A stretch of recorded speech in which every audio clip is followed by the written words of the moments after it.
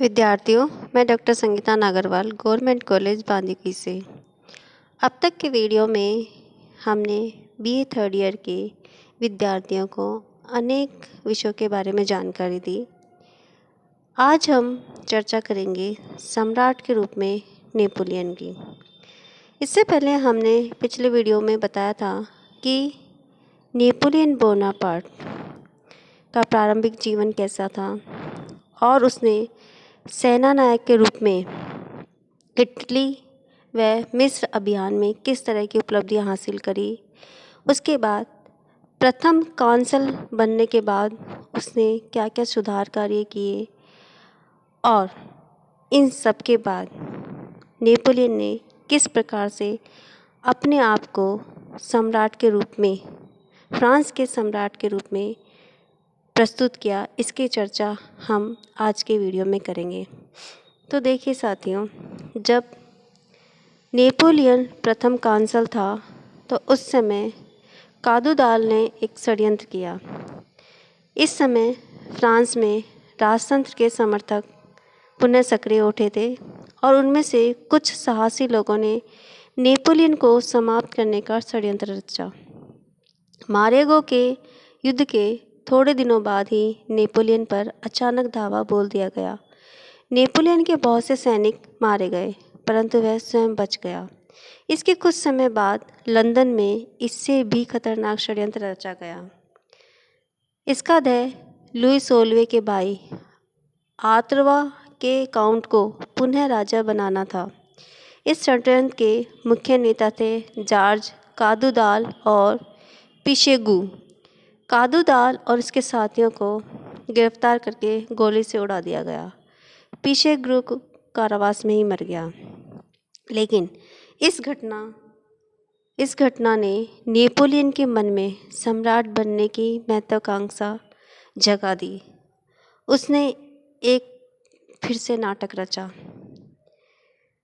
सबसे पहले उसने ट्रिब्यूनेट में प्रजातंत्र को समाप्त करने तथा खुद को सम्राट बनाने का प्रस्ताव रखा।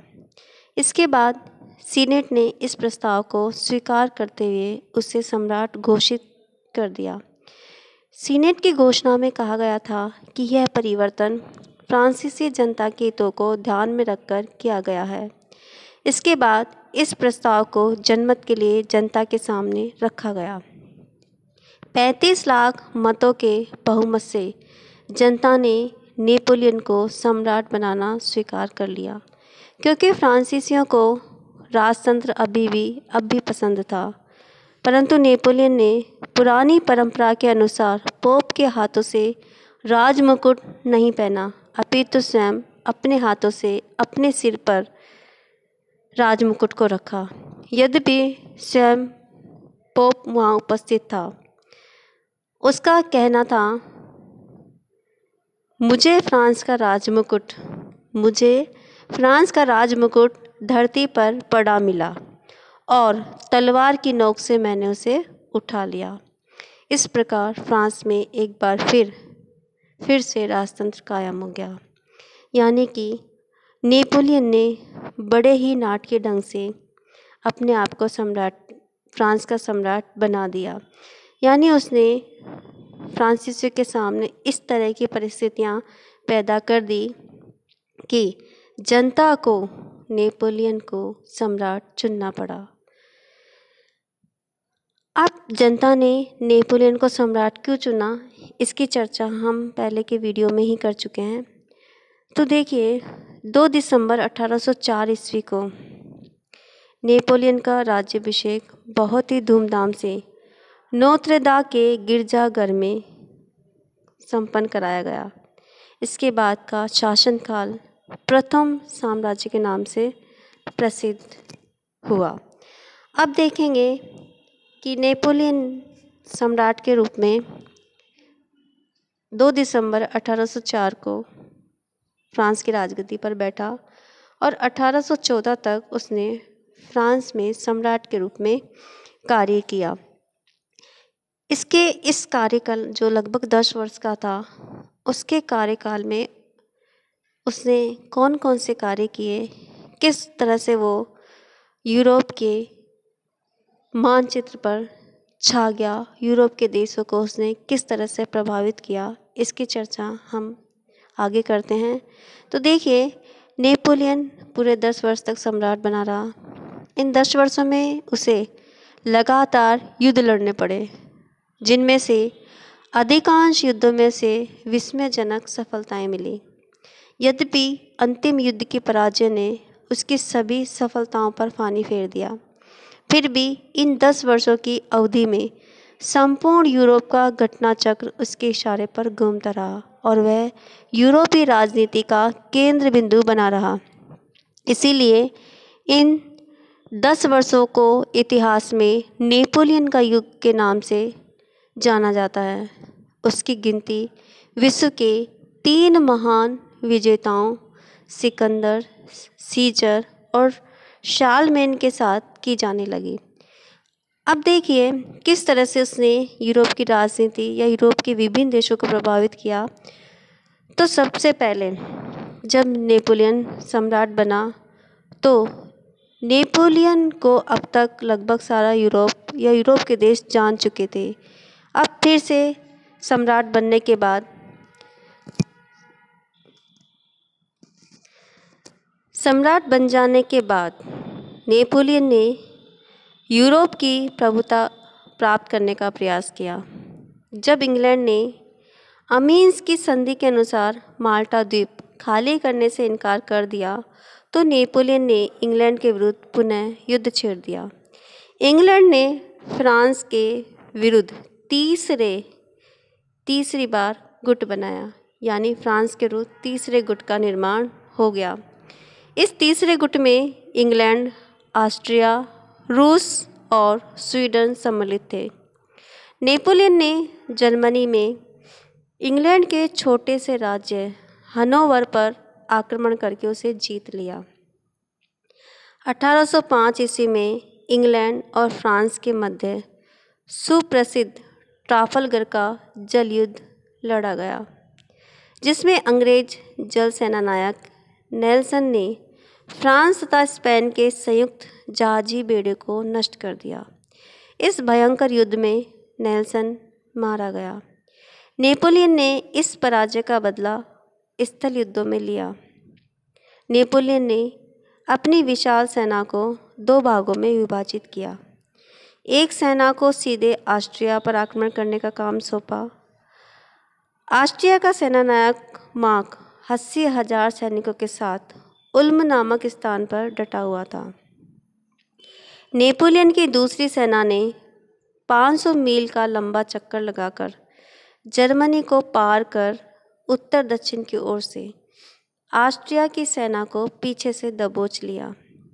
उल्म के इस युद्ध में बिना अधिक रक्तपात के ऑस्ट्रिया के 60,000 सैनिक और 30 जनरल बंदी बना लिए गए और 120 तोपों पर अधिकार कर लिया गया। इस सफलता ने फ्रांसीसी सेना के लिए राजधानी वियना का मार्ग खोल दिया। 3 सप्ताह के बाद एक विजेता के रूप में नेपोलियन ने वियना में प्रवेश किया। ऑस्ट्रियन सम्राट पहले ही राजधानी छोड़कर उत्तर की ओर चला गया ताकि रूसी सेना से संपर्क कायम किया जा सके। 2 दिसंबर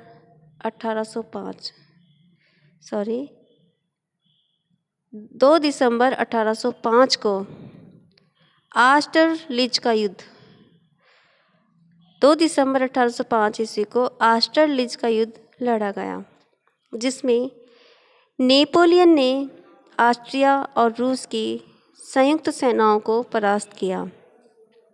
विवश होकर ऑस्ट्रिया को पुनः फ्रांस से प्रेसबुर्ग की संधि, जो 26 दिसंबर 1805 को हुई थी, करनी पड़ी। इस संधि से ऑस्ट्रिया को बहुत बड़ा अपमान सहन करना पड़ा। उसे फ्रांस को वेनेशिया और डालमेशिया तथा बवेरिया को टायरोल और बैडेन को बर्टेमबर्ग के कुछ क्षेत्र सौंपने पड़े। ऑस्ट्रेलिस के दूरगामी परिणाम निकले। अब नेपोलियन राजाओं का निर्माता बन गया। 1806 ईस्वी में उसने राजाओं की सृष्टि की। बवेरिया और बर्टेमबर्ग जो अब तक ठिकाने मात्र थे, उनके जागीरदारों को राजा का पद दिया गया। नेपल्स के रिक्त सिंहासन पर उसने अपने भाई जोसेफ को बैठाया। बटाविया जो हॉलैंड में है के गणतंत्र को राजतंत्र में बदल दिया और नेपोलियन ने अपने दूसरे भाई लुई को यहाँ पर राजा बनाया। इसके बाद उसने जर्मनी का रूपांतर किया। उसने अनेक छोटे छोटे जर्मन राज्यों को समाप्त कर दिया और राइन राज्य संघ का निर्माण किया, जिसमें बवेरिया, बर्टेमबर्ग तथा जर्मनी के अन्य 14 राज्य सम्मिलित थे। नए जर्मन संघ ने जर्मन सम्राट के प्रति अपनी भक्ति को त्याग कर नेपोलियन को अपना संरक्षक माना। इसके बाद पवित्र रोमन राज्य को समाप्त कर दिया गया। पवित्र रोमन साम्राज्य लगभग 1000 वर्ष से चला आ रहा था और जर्मनी की बहुत सी छोटी छोटी रियासतों पर उसका वर्चस्व बना हुआ था। राइन राज्य संघ के निर्माण के बाद नेपोलियन ने ऑस्ट्रिया के सम्राट फ्रांसिस को पवित्र रोमन सम्राट का पद त्यागने के लिए विवश किया। इस प्रकार औपचारिक रूप से इस साम्राज्य का अंत हो गया। यानी कि एक तरह से नेपोलियन ने ऑस्ट्रिया, जर्मनी और फ्रांस ने या नेपोलियन ने एक तरह से ऑस्ट्रिया और जर्मनी के बहुत सारे क्षेत्रों पर अधिकार कर लिया। ऑस्ट्रिया में तो उसने पवित्र रोमन सम्राट का पद त्यागने के लिए सम्राट फ्रांसिस को विवश भी कर दिया। इस प्रकार औपचारिक रूप से इस साम्राज्य का अंत हो गया और नेपोलियन ही सर्वे सर्वा बन गया। जर्मनी में नेपोलियन के हस्तक्षेप से प्रशिया नाराज हो गया, क्योंकि वह जर्मनी का एक प्रमुख राज्य था और मौजूदा अव्यवस्था का लाभ उठाकर स्वयं अपना राज्य बढ़ाना चाहता था। परंतु नेपोलियन पूरी तरह से तैयार था। एना और आयस्तार्त के युद्धों में उसने प्रशिया को बुरी तरह से पराजित किया और 25 अक्टूबर 1806 को एक विजेता के रूप में नेपोलियन ने राजधानी बर्लिन में प्रवेश किया। वह प्रशिया यानी रशिया के शासक के विरुद्ध सख्त कदम उठाना चाहता था, परंतु पहले रूस से निपटना आवश्यक हो गया। अतः नेपोलियन रूस की तरफ बढ़ा। अलाव के युद्ध में दोनों पक्षों के मध्य घमासान युद्ध हुआ और हजारों की संख्या में सैनिक मारे गए। फिर भी यह युद्ध अनिर्णायक रहा। इसके बाद फ्रीडलैंड के युद्ध में रूस बुरी तरह से पराजित हो गया। 4 महीने बाद 14 जुलाई 1808 को मैरीगो का विख्यात युद्ध लड़ा गया, जिसमें नेपोलियन ने रूस को निर्णायक शिकस्त दी। रूस को विवश होकर टिलसिट की संधि पर हस्ताक्षर करने पड़े। टिलसिट की संधि सम्राट नेपोलियन के उत्कर्ष की चरम सीमा थी। नेपोलियन ने अपनी शानदार कूटनीति के द्वारा क्रांति के एक प्रबल शत्रु को अपना मित्र बना लिया। रूस के जोर देने पर नेपोलियन ने रशिया या प्रशिया के राजतंत्र को तो कायम रखा, परंतु उस पर कठोर शर्तें लाद दी। प्रशिया को एल्ब नदी के पश्चिम का अपना सारा क्षेत्र छोड़ना पड़ा। इस क्षेत्र के साथ जर्मन राज्यों के अन्य क्षेत्र मिलाकर वेस्टफेलिया नाम का नया राज्य बनाया गया और नेपोलियन ने अपने भाई जेरोम को इस नए राज्य का राजा बना दिया। प्रशिया के पूर्वी भाग का कुछ क्षेत्र भी छीन लिया गया और इसे सैक्सनी राज्य को दिया गया। इस प्रकार 2 वर्षों के भीतर ही नेपोलियन ने ऑस्ट्रिया, प्रशिया और रूस की शक्ति को चकनाचूर कर दिया। यूरोप की कोई सेना अब उसका सामना नहीं कर सकती थी। अब केवल इंग्लैंड ही बाकी रहा था। इंग्लैंड को पराजित करने के लिए नेपोलियन ने किस रणनीति को काम में लिया, इसकी चर्चा हम अगले वीडियो में करेंगे। तब तक के लिए नमस्कार, धन्यवाद।